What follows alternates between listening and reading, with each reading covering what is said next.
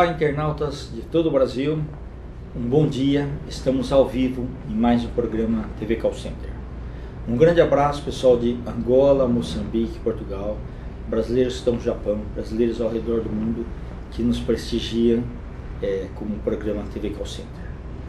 Em todos os programas nós falamos aí de diversas áreas do relacionamento com clientes e principalmente áreas de tecnologias, áreas de processos e áreas de recursos humanos. O programa de hoje vai ser focado mais na área de humanas e que é o que a grande parte aí do pessoal operacional gosta realmente mais, pessoal de RH. A gente percebe quando é muito técnico, né? Apenas o pessoal mais da área que gosta de ficar aí olhando. Mesmo assim a gente procura minimizar o techniquez para que fique numa linguagem muito adequada para vocês, tá?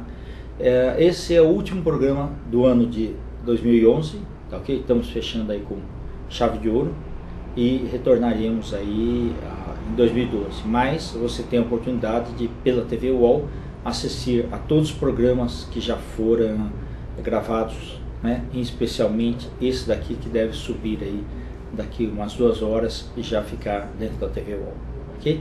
Bom, sem mais delongas, eu vou apresentar hoje o nosso convidado muito especial, tá? Que é o Carlos de Campos, sócio-diretor da Nossa Casa Estudos e Comunicação. Carlos, bom dia. Bom dia, Kenji. Tá, muito obrigado aí pela tua presença. Eu que quero agradecer você pela oportunidade de estar aqui junto com os teus internautas. Eu agradeço mesmo, de coração. Perfeito, tá. Eu tenho realmente pedir desculpas pro Carlos porque a gente já adiou essa entrevista aí em função de adequação de agenda. Não, sem problema. Né? Mas muito obrigado mesmo. Obrigado a você. Tá ótimo. Carlos, vamos fazer um bate-papo bastante descontraído, né? Ótimo. Mas assim, para que os internautas conheçam um pouquinho mais de você, tá? Okay. Perguntar o seguinte, você é um profissional versátil dentro da área de comunicação. Isso. E, portanto, área de humanas. Exato. E essa área é que o pessoal mais gosta. Tá? Então vamos explorar bastante essa parte aqui, tá? Quando e como que começou sua vida dedicando-se à área de humanas? Bom, eu cresço individualmente através de desafios. Isso eu acredito que a maioria das pessoas crescem dessa forma. E com 14 anos de idade eu tive um grande desafio na minha vida, que foi receber em casa um amigo de 12 anos de idade, que ele veio simplesmente para se despedir. E eu achei muito estranho aquilo, porque ele não olhava nos meus olhos. Eu acho importante olhar nos olhos, como eu estou te olhando. Sim. E ele com a cabeça baixa, ainda na calçada. Ele não queria entrar, ele estava com uma sacolinha. Era de manhã, eu estava sozinho em casa, meus pais tinham ido para uma loja que eles tinham de calçados. Meu irmão devia estar na escola estudando. Eu pus a mão no ombro dele e levei um baque, falei, não, sobe, vamos conversar. E ele, na verdade, naquela sacolinha, ele tinha corda, ele ia se enforcar numa árvore, nos campos que existiam perto de casa. E durante 7, 8 horas, eu vim trazendo ele para a realidade que ele estava se ausentando. Isso era menino ainda, hein? Que coisa. Ele hoje é um empresário, já há muito tempo é um empresário de sucesso. Ele tem 3 filhos maravilhosos. Toda vez que a gente se vê, se encontra, ele é maior que eu, né? Essas coisas crescem, né? Ele me abraça e com certeza vem em mente aquele agradecimento, né? Isso, mas eu também o agradeço. Porque se ele passou ali naquele momento, foi porque ele sentia que nem tudo estava perdido. Ele foi ali para fazer isso. Quando você dá a mão para alguém, não é simplesmente para fazer oi ou tchau. Muitas vezes é por favor, não me abandone, segure. E talvez a mensagem subliminar fosse essa. Não, mas é essa a mensagem, na verdade. O subconsciente trabalha dessa forma, né? Nem tudo está perdido, então eu vou me despedir, mas na verdade eu espero que ele perceba que não é uma despedida. É por favor, não me deixe ir. Né? A partir daí ele começou a vir uma vez por semana, porque eu entendi que era importante manter. Eu não tinha ideia de dinheiro na época, porque meus pais à medida que era necessário, eles me davam, né? Roupa, comida, o que eu necessitava, ir no cinema, comprar livro. Né? Eu sempre fui voraz em termos de literatura. E ele não sabia como me retribuir isso. Como os pais dele tinham dinheiro suficiente, eles iam a cada 6 meses, ou para os Estados Unidos ou para a Europa, ele resolveu me presentear com o disco da Billboard. Lembra da Billboard? Sim, A Billboard, para quem não conhece, ela tinha um catálogo com os primeiros colocados nas paradas de sucesso musicais. Isso, ainda vinil, Ainda vinil, isso, claro. Exato. Claro, não existia, era bolachão, né? Isso, era aquele bolachão. é porque a gente, eu estou falando, Carlos, porque tem muitos nossos internautas garotos aí, 18, Não, 19 com anos certeza, aí. Então, que nem sabe o que é um vinil. Isso, Um então vinil tem que virou posicionar museu. um pouquinho. Apesar de que na galeria do rock está voltando tudo isso, né? O pessoal está indo para comprar vinil. Né? Certo, aqui. Mas, então ele me trazia isso, e como eu sempre entendi que música, áudio, é uma ligação com a tua parte superior, até porque, interessante isso, quando você ouve uma música, muitas vezes ou te entristece ou te alegra, porque você se recorda de um momento musical em que aquela música esteve presente na sua vida e foi muito importante. Então, é um privilégio nós ouvirmos e termos a condição de, através da audição, nos emocionarmos. Né? Sim, e aquilo busca referências muito rápidas, né? Ou da Com infância, certeza. ou de um momento... Com certeza. Por isso que a trilha, ela é importantíssima dentro de um comercial de TV, dentro de um filme. Né? Se você Exatamente. cortar o áudio, você fica órfão, né? Daquilo que você está vendo, você não consegue consorciar. Você imagina como o Chaplin tinha que ser um gênio na época do cinema mudo, né? E de concatenar um pouquinho de som com aquelas imagens. Com certeza. Por isso que ele usava muito a expressão corporal, né? A pausa da câmera, né? O detalhe, e a partir daí ele se tornou um gênio porque ele entendeu a alma humana através do silêncio. Ok. Depois ele se adequou quando o cinema Exatamente, passou a ser isso. falado, né? Perfeito. Teve o problema até das dublagens, né? Porque a atriz era linda, maravilhosa, mas a voz dela era esganiçada, então ficava terrível. Né? Mas voltando ao vinil, então eu comecei a me interessar por música, até porque na escola onde eu estudava, onde eu fiz o primário, tinha um coral, e nós cantávamos Bach, Vivaldi, isso, cantos sacros, né? Isso sempre me levou. Aí não só comecei a atendê-lo e deu certo, como a minha fama, né, começou a se espalhar e eu comecei a ouvir outras pessoas, né? Porque é importante você saber ouvir para depois poder saber falar, né? Perfeito. Então as pessoas confiavam em mim, ainda confiam, porque até hoje eu atendo. Perfeito. E com 17 anos... Aí ia te perguntar o seguinte, quando que você ingressou na área de comunicação em propaganda? Pois foi de uma forma também inusitada.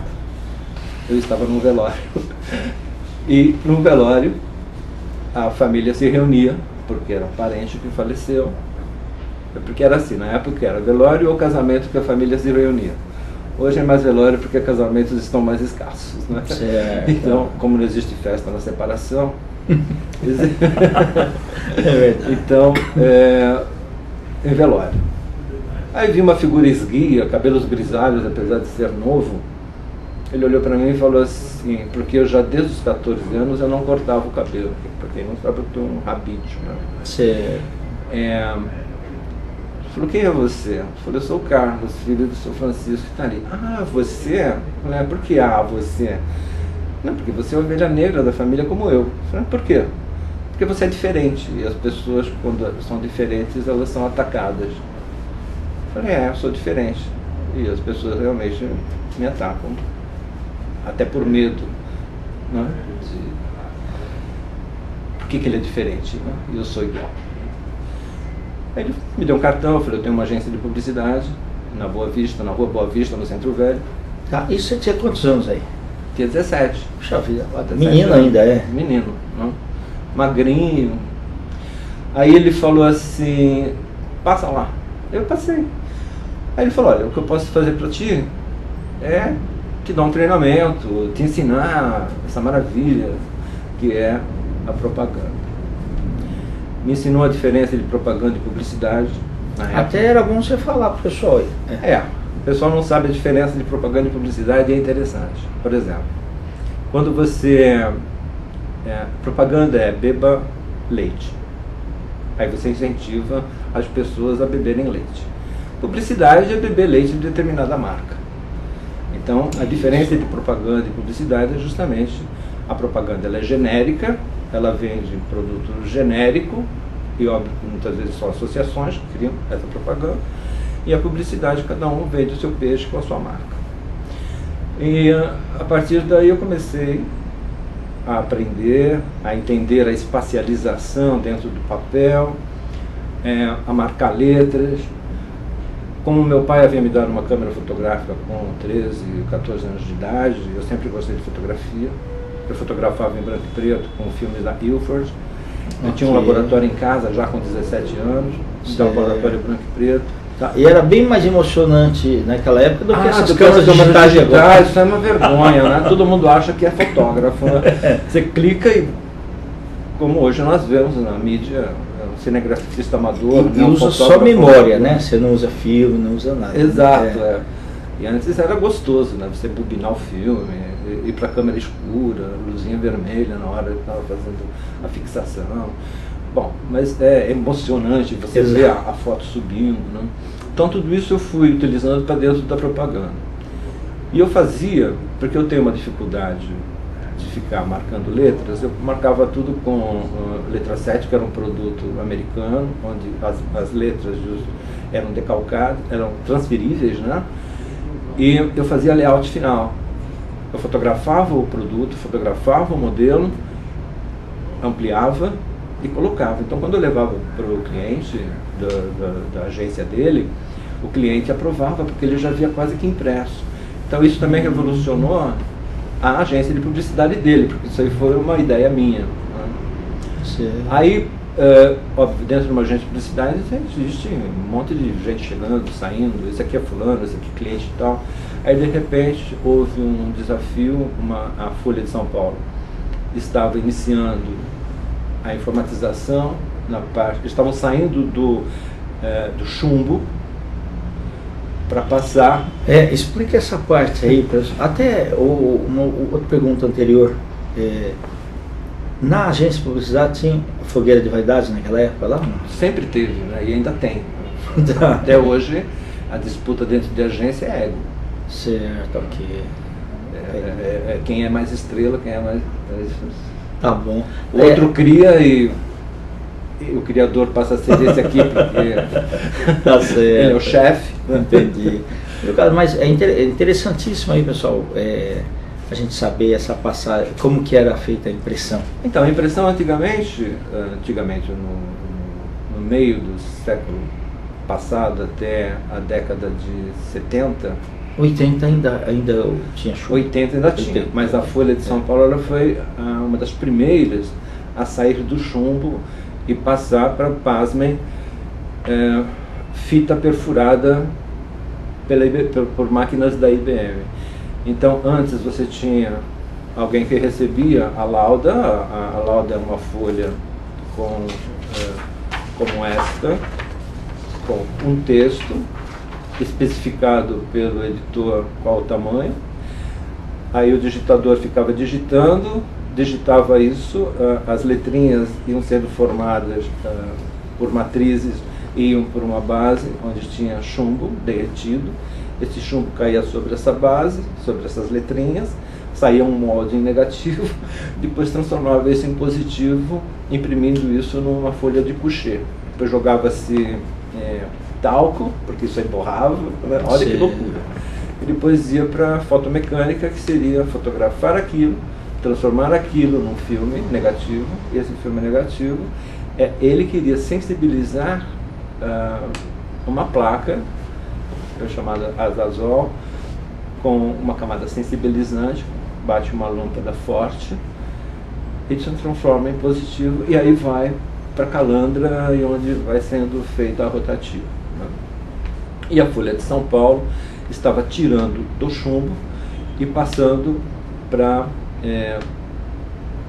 papel fotográfico. Então as meninas e os rapazes ficavam digitando aquilo que o editor especificava, e a partir daí era montado pelo pestap. Pestap é um termo em inglês que quer dizer cole aqui, né, colar em cima, né, pôr em cima, e dentro de uma diagramação que um tal de diagramador fazia das páginas. E eu, quando entrei para o Grupo Folhas, eu fazia a montagem das primeiras páginas dos jornais do grupo, que era o Jornal Cidade de São Paulo, a Folha de São Paulo, Notícias Populares. As Notícias Populares era uma outra equipe. Ah, tá. Gazeta Esportiva. Era uma outra equipe. A Última Hora também estava para lá, porque foi que era a empresa Correio da Manhã, né? A Folha, inicialmente. Quando eu entrei? Razão social dela. Eu acho que ainda já era Folha. Já era quando Folha, entrou essa transição do chumbo para papel, para informatização, já começou assim. E foi muito gratificante. Era das 5 horas da tarde a 1 hora da manhã. Então me virava de ponta cabeça em termos de biológico, não, relógio biológico ficava maluco. E aí um dos editores da Folha tinha um grande desafio, que ele precisava montar o livro do prefeito Olavo Setúbal. E Olavo Setúbal, para quem não sabe, foi um grande administrador da cidade de São Paulo, até porque ele era um empresário. Então ele via a cidade de São Paulo como um empresário. Isso. Então muitas vezes no gabinete dele chegavam aqueles puxa-sacos, né, pode-se dizer isso, querendo para o seu bairro nobre melhorias. Você já tem o suficiente. E brigas no América a gente ouvia no gabinete. E ele era um empresário do Banco Itaú e Sim, ele foi o fundador do Itaú. Né? Então, aí eu peguei esse desafio, trabalhei junto com o Olavo Setúbal, assim, ao lado, né? Ele apreciava as coisas que ele estava fazendo. Foi lançado um livro muito bem aceito. A partir daí eu saí do Grupo Folhas e fui para uma editora de livros, onde ela também fazia fascículos. Ok. Eu fui responsável por uma equipe. O que é fascículos, pessoal? Fascículo era o seguinte, era o teaser, né, da propaganda. Você comprava o fascículo número 1, ganhava o número 2. A partir daí você começava a montar uma coleção. Né? E a coleção depois, em determinado momento, vinha uma capa dura. Você comprava também. Isso. Aí você encadernava e você tinha uma enciclopédia, um livro com muitas fotos, né, bastante texto. Eu cheguei a conhecer, né? Conhecer vários da Abril. Foi. Fascículos que davam. Tinha fascículos também da Abril. Exato. Eu tinha uma equipe que eu desenvolvi os fascículos junto com essa equipe. De lá eu fui para uma segunda editora, já como diretor de criação, não como diretor de arte. E essa editora, por questões que uma empresa que financiava todos os fascículos, ela acabou indo à falência, a empresa, e levou-nos junto. Eu fui o último empregado a sair da empresa, até porque o dono da editora, ele confiava, ele sempre me levava nas reuniões por uma segurança até psicológica, pela minha presença. E com os olhos cheios d'água, ele chegou para mim e falou: Carlos, eu não tenho mais dinheiro mesmo, não tenho como te pagar absolutamente nada, você já está há 6 meses sem receber. Você que faz as compras da gente, na Michelangelo, desde dos papéis especiais, das canetinhas Rotterdam, tudo. Então você leva o que você quiser. Eu justo fiz uma relação e como eu comprava as coisas, eu sabia o valor. Eu liguei para ele e falei: olha, você me deve isso, eu levo isto. Aí eu levei prancha, régua-té, canetinhas, papéis Schweller, papel alemão. Sim, muito bom, né? Muito bom, né? E a nossa casa começou em casa, que é até hoje em casa. E você deu um nome porque você começou a sua casa. As pessoas na época faziam assim, vamos fazer uma reunião? Vamos para onde? Eu falava, vamos lá para nossa casa, né? Então cada um trazia um bolo, ou trazia um salgado, ou trazia um refrigerante, né? Uma coisa que eu nunca permiti foi bebida alcoólica em casa. O único álcool que tem lá é para limpar as coisas e não se usa de higienizar as mãos, mas não, a gente não permite bebida alcoólica e nem cigarro. É uma postura de respeito ao local. E a casa foi crescendo, eu saí de onde eu estava, em São João Clímaco, fui para Vila Mariana, comprei, são 2 casas, na da frente moro, na de trás tem estúdio. Ela cresceu durante esses anos, um andar na frente, mais um andar atrás. Então eu tenho o escritório na parte de trás e tenho o estúdio, que por ser a prova de som e por ser um ambiente climatizado, é ali também que eu faço meus atendimentos na parte de terapia. Então eu continuo como terapeuta, medicina holística vibracional. Em 93, que foi uma época importantíssima na minha vida, eu estava precisando de colinho. A gente sempre precisa, né? Carlos, só interrompendo um pouquinho, porque nós vamos ter um intervalo. Né? Pois não. Eu queria que você falasse um pouquinho sobre a filosofia da nossa casa primeiro.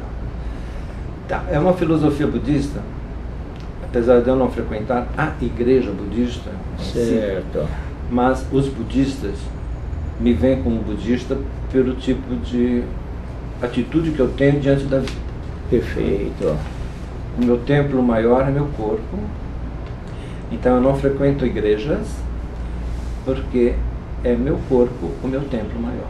Então eu devo o meu corpo, essa criatura, ao Criador. E eu entendo que eu esteja no planeta para observar as criações, mantê-las e protegê-las.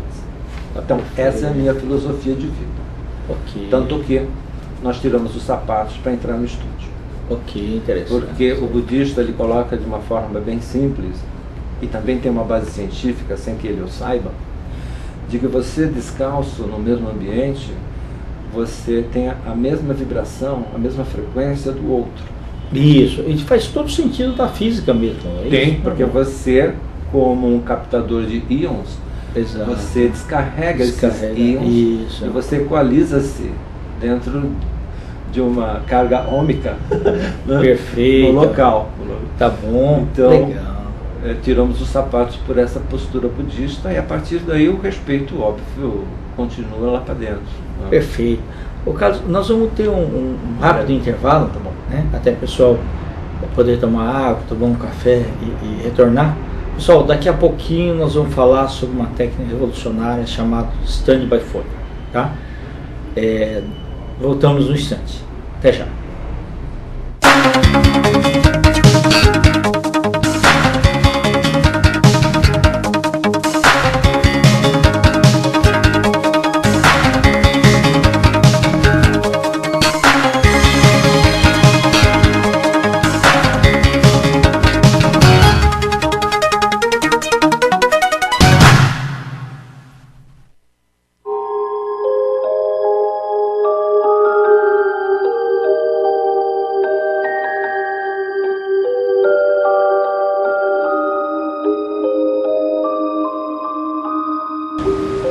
Neste fim de ano, faça da sua vida uma festa.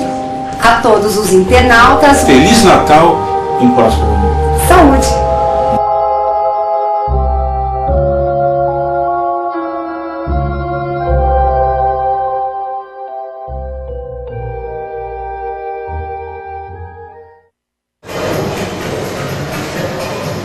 Olá, eu sou Adriana Ferrari. Toda terça-feira, das 11 ao meio-dia, fiquem ligados. Radar com Adriana Ferrari. Emoção. Adrenalina. medo, coragem e muita curiosidade. Tudo isso e muito mais você assiste no programa Na Real, apresentado por Paulo Mineiro, toda quinta-feira às 10 da noite, aqui na Clique TV. Na Real, tudo em detalhes como você jamais viu. Fim de semana chegando e você não sabe o que fazer? A gente tem a solução. Zoom aqui na Clique TV. Dicas e entrevistas. Toda quinta-feira a partir das 6 da tarde, aqui na Clique TV. Não perca a estreia do novo programa Comédia Express. É isso aí. A partir do dia 19 de dezembro, aqui na Clique TV, todas as segundas-feiras, às 8 da noite. Das 8 às 9. Deixa eu falar, vai ter humor irreverente, vai ser diferente de todos esses formatos consagrados que você já está de saco cheio. Não, mas é um programa de humor. Que vai ter comédia, bate-papo, convidados. Você já falou isso, o que importa é que é segunda-feira, toda segunda, às 8 da noite. Imitação, segunda, que horas? 8 horas da noite, Comédia Express, imitação, um monte de coisa, stand-up. Programa Comédia Express!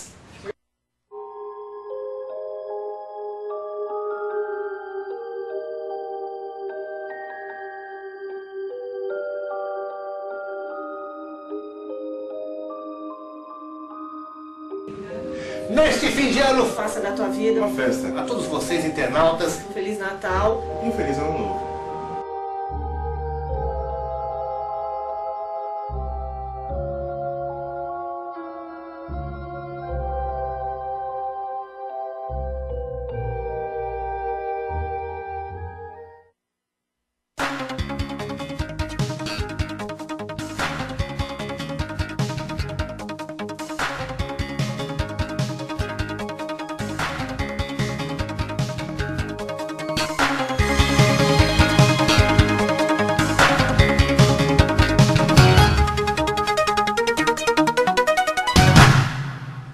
Olá, internautas, estamos ao vivo no TV Call Center, o último deste ano. Estamos entrevistando Carlos de Campos, sócio-diretor da Nossa Casa Estúdios. Carlos, fala pra gente um pouquinho mais sobre a Nossa Casa. Você falou aí a postura budista de entender a vida, né? Exato. Mas eu queria que você falasse também, eu achei muito legal essa parte que você falou para eles de você tem que tirar os sapatos para entrar no estúdio, né? O Carlos já me convidou várias vezes, eu já fui várias vezes lá, realmente um lugar muito agradável, né? E que dá uma paz, né? E serenidade muito grande lá no teu espaço, tá? Eu queria saber sobre os empregados, empregadas. Exato. Então, dentro dessa filosofia é interessante, nós não temos empregados nem empregadas. Por quê? O ser humano é o único animal no planeta que paga para o outro da mesma espécie para limpar a sujeira que ele fez. Partindo disso, a responsabilidade fica um pouco lá embaixo, individual. E o budismo, ele leva você a uma responsabilidade interior total. Você é responsável pelo teu espaço e por aquilo que lhe acontece. Por exemplo, uma coisa que para o ocidental é muito louca. Pisam no meu pé. Eu peço desculpas para a pessoa que pisou no meu pé. Eu falo, Carlos, eu pisei no seu pé. Sim. Só que eu sou responsável pelo meu pé. Eu deveria estar atento de perceber que você vinha em rota de colisão e ter tirado o meu pé. Dentro disso, não existe bala perdida. Porque a bala ela tem uma frequência e ela atinge sempre o alvo. A pessoa que é atingida, ela está numa frequência compatível com a bala. Isso chama-se ressonância. Isso é física. Ok. Então, lá, se tem sujeira, é porque nós não limpamos. Se está limpo, é porque nós não sujamos ou limpamos. Teve um amigo meu que falou assim, aqui parece a casa da Barbie. Eu falei, eu nunca fui. E perguntei se ele era o Ken. É o Ken, né? O perfeito, Barbie, isso. O namorado. Porque é tudo organizadinho. E eu gosto de manter as coisas organizadas, até porque é um reflexo da minha cabeça. Eu posso me organizar olhando as coisas organizadas e me bagunçar olhando as coisas bagunçadas. Então você pode partir de uma organização interna colocando o seu exterior organizado. Então a nossa casa tem uma postura desse tipo. E como é que eu crio sem ter alguém para conversar, né? Eu coloco o meu cliente e os staffs envolvidos dentro daquele trabalho que eu vou fazer dentro da minha equipe.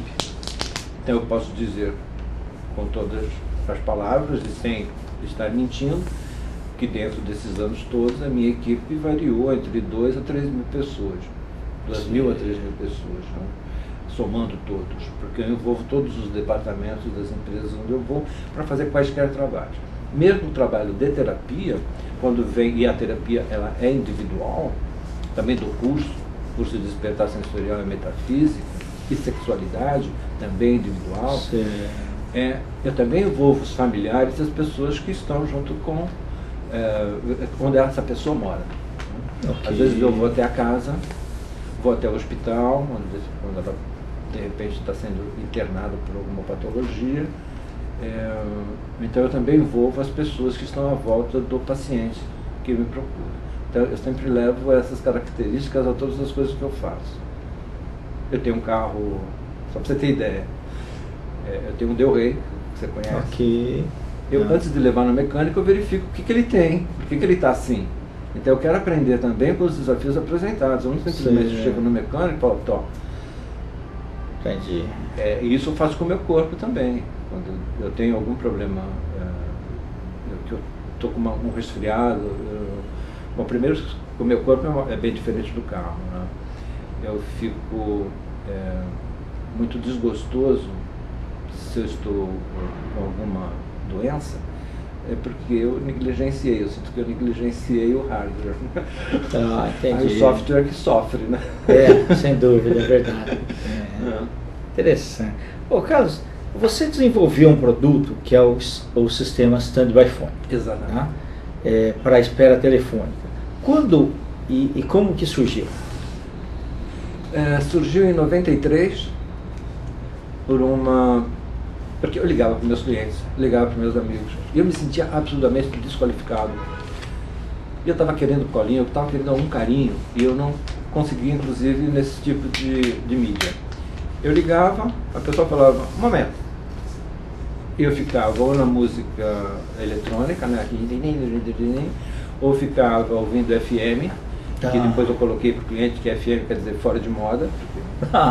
E quando você ficava na espera... Não, ou ficava... a sua ligação é muito importante. Não tinha. Não, 93 não tinha isso. Okay. Aí você vai ver como eu fui pioneiro dentro do desenvolvimento de um produto.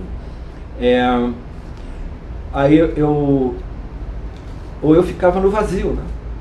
Eu achava que tinha caído a linha, eu ligava de volta, eu falava caiu a linha, mas na verdade eu estava me sentindo desrespeitado por estar ficando de lado. Aí eu comentei com um amigo meu, jornalista, que tinha uma empresa a 50 metros de casa, e era tão perto que eu levava, eu sempre gostei de tecnologia, gente. Eu comprei um telefone à época, da Sony, com uma antena desse tamanho. Não existia celular. Certo, sem dúvida.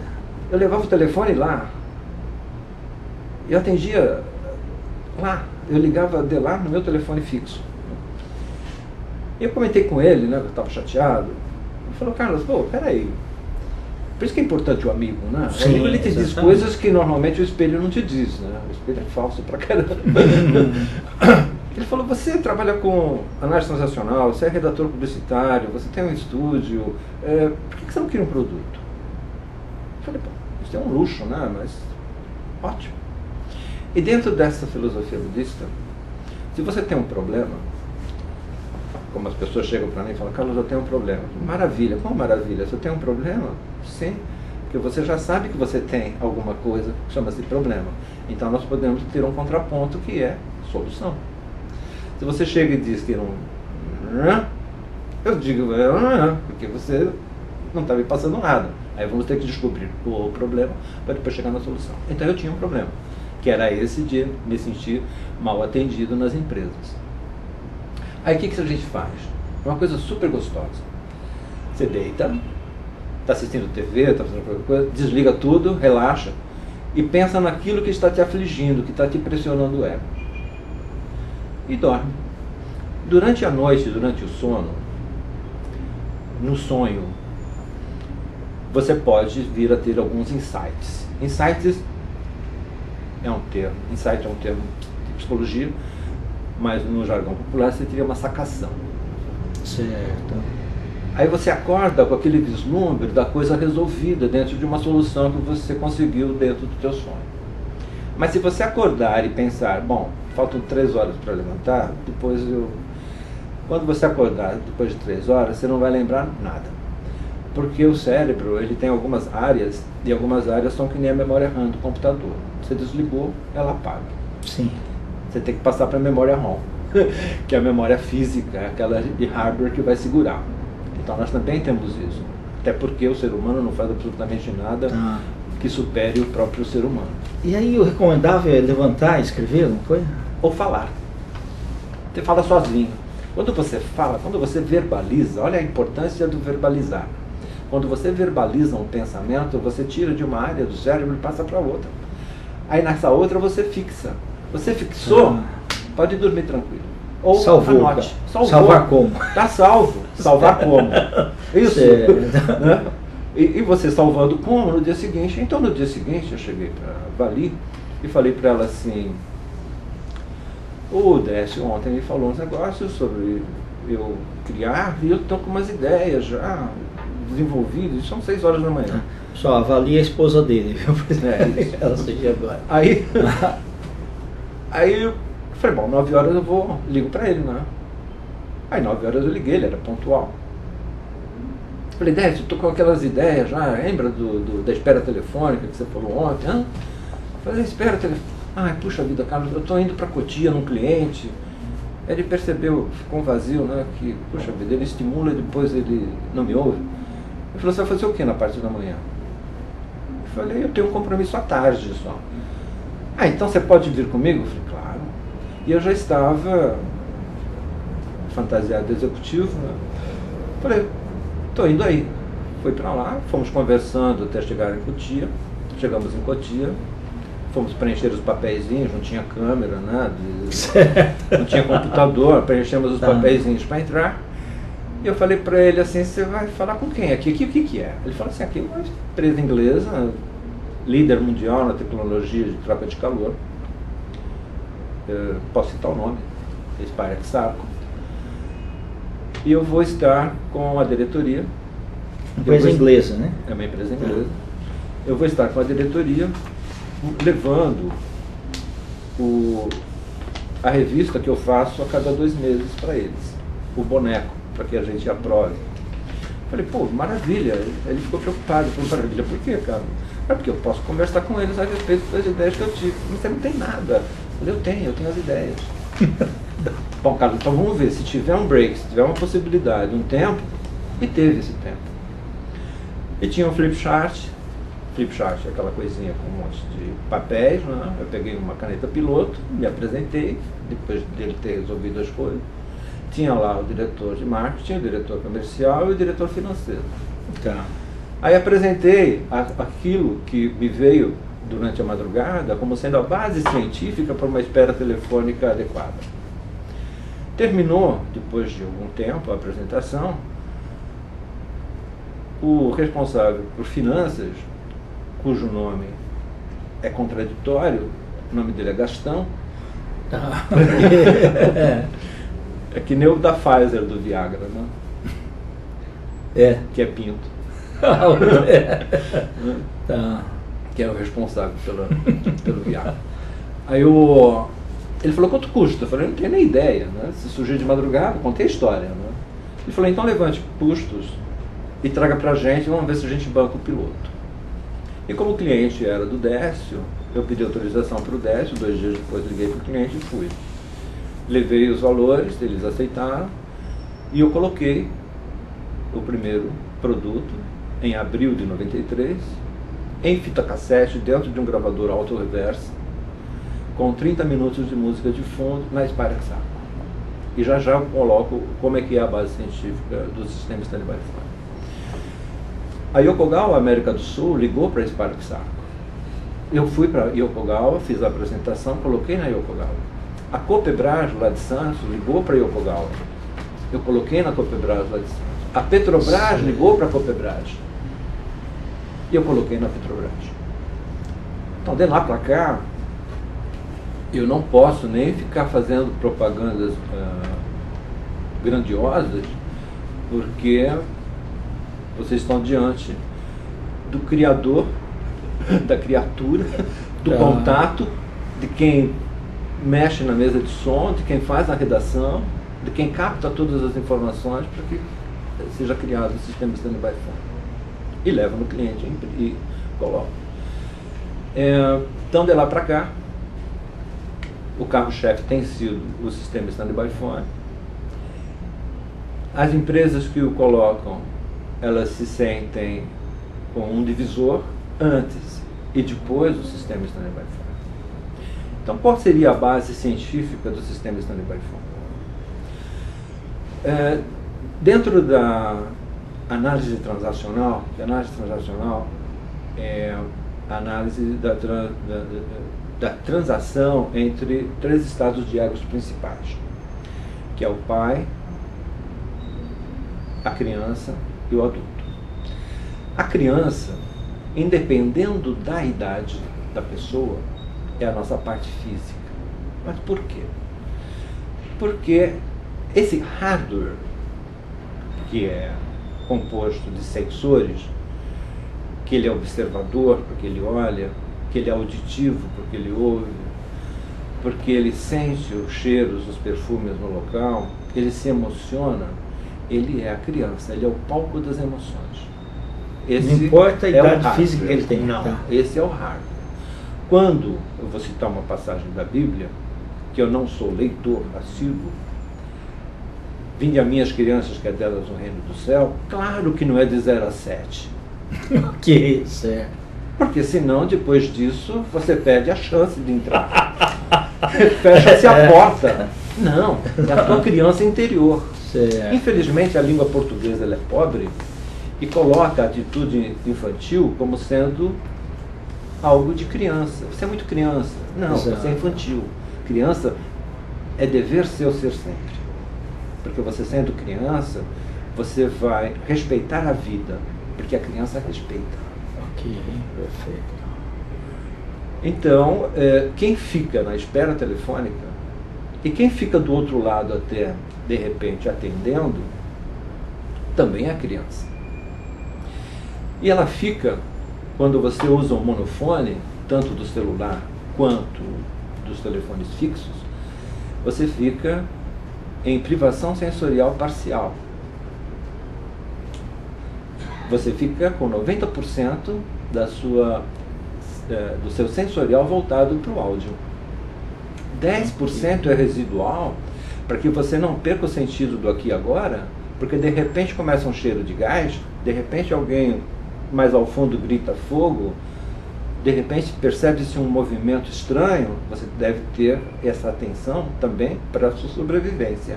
Então você não pode ficar imerso em 100% de áudio. Por isso que, quando você utiliza o celular dirigindo, sim, você bate o carro mesmo, porque você está com 90% da sua percepção voltada para o áudio.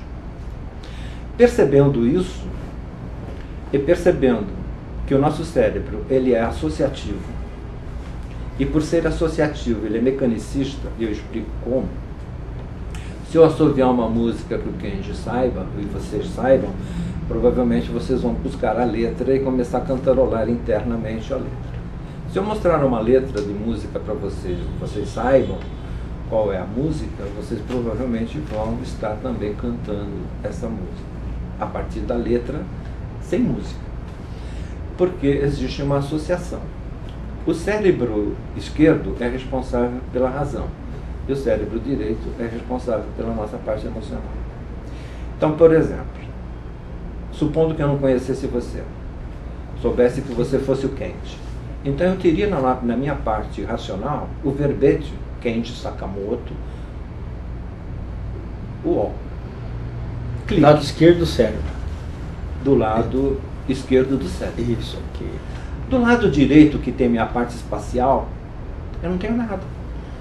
Quando eu te vejo pela primeira vez e você se apresenta a mim, eu coloco na minha outra parte, que é a parte espacial, a tua figura. Certo. Aí eu faço um link de legenda com a foto, com a figura. Isso chama-se associação. A parte mecanicista é a parte primitiva do nosso cérebro, controlada pelo cerebelo, que é o DOS do Windows. Certo. Ele sempre está por trás, né? Então, esse cerebelo, essa nossa parte primitiva, ela diz o seguinte: 3, 2, 1. O que o pelotão faz? 0. Aperta o gatilho. Tá. Só que já houve na história 3, 2, 1, pare. Tem aqui uma ordem do rei, tem aqui uma ordem do presidente, o governador pediu para não dar mais aquela injeção letal.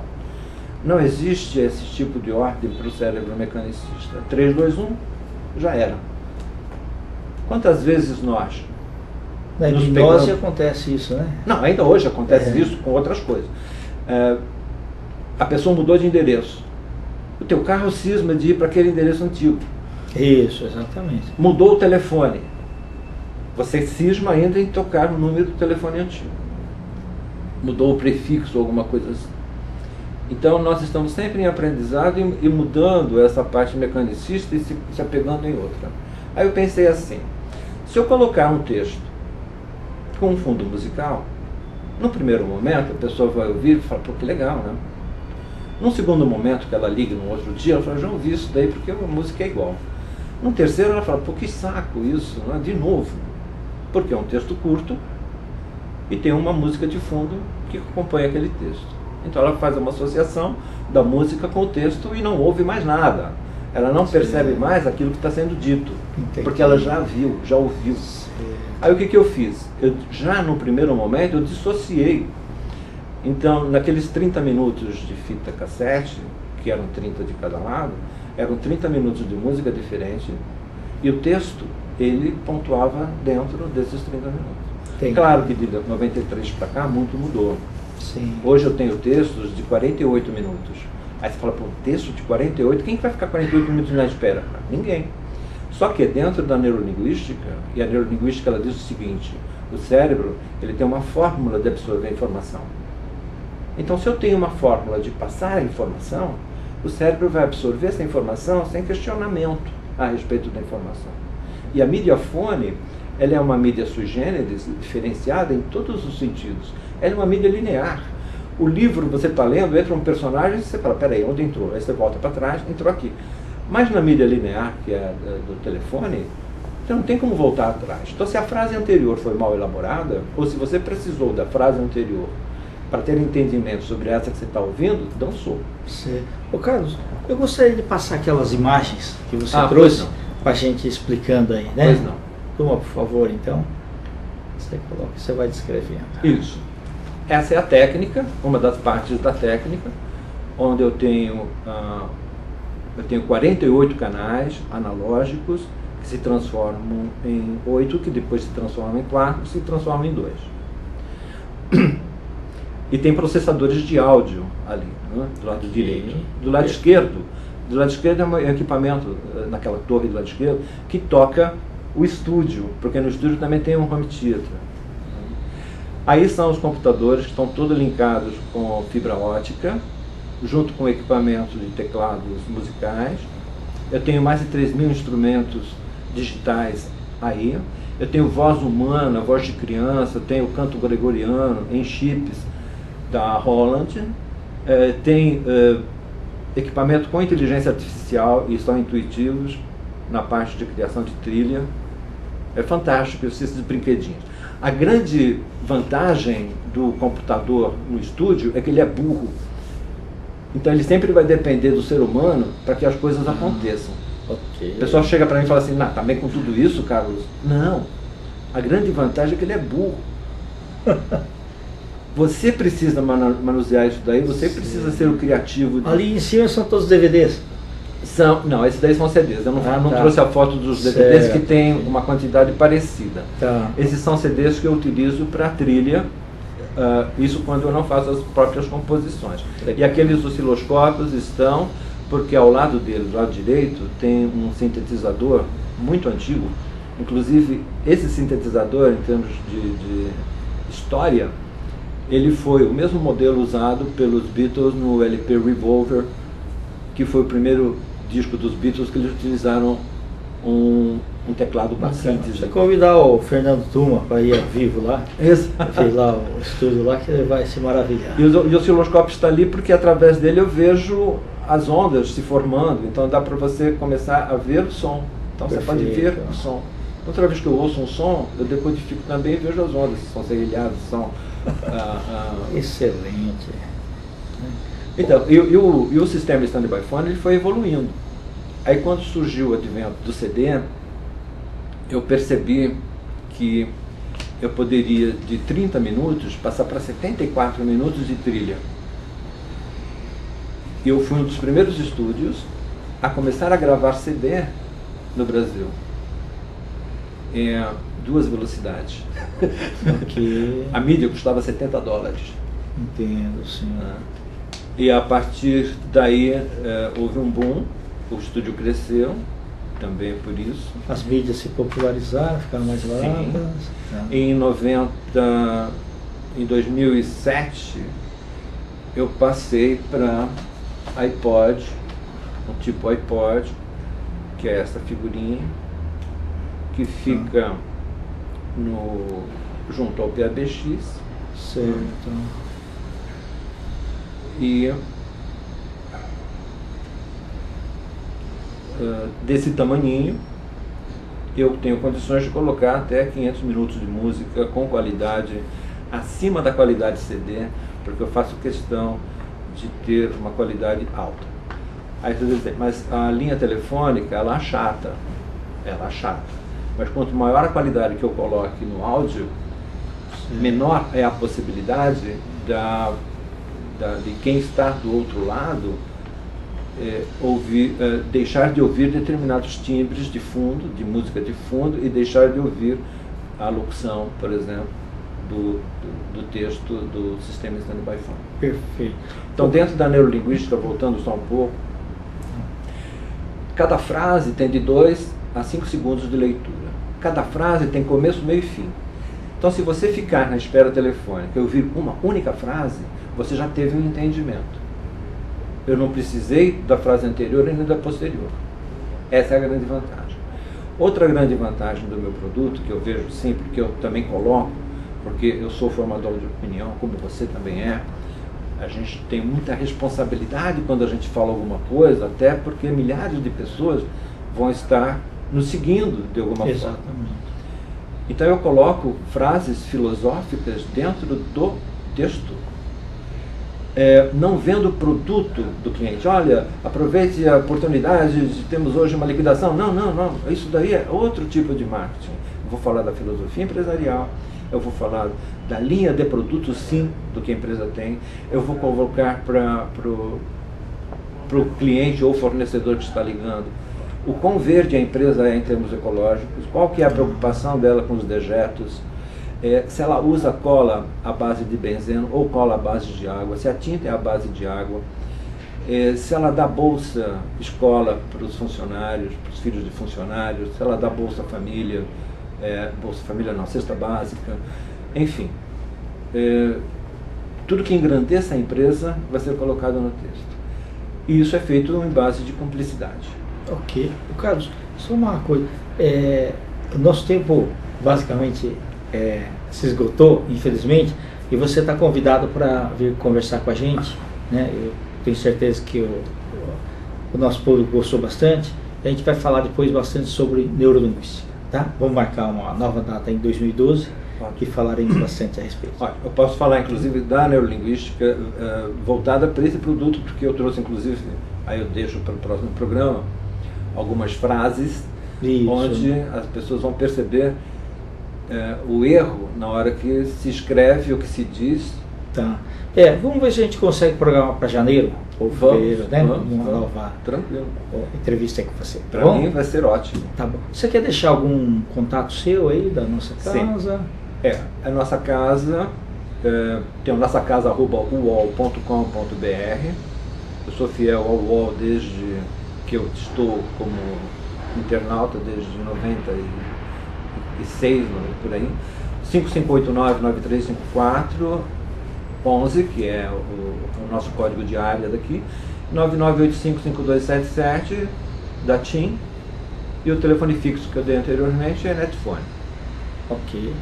Pessoal, internautas aí que nos prestigiaram com sua atenção, tá? Tivemos aí o Carlos de Campos, proprietário da nossa Casa Estúdios. Ele vai retornar aí para falar conosco sobre neurolinguística. Um grande abraço e até a próxima.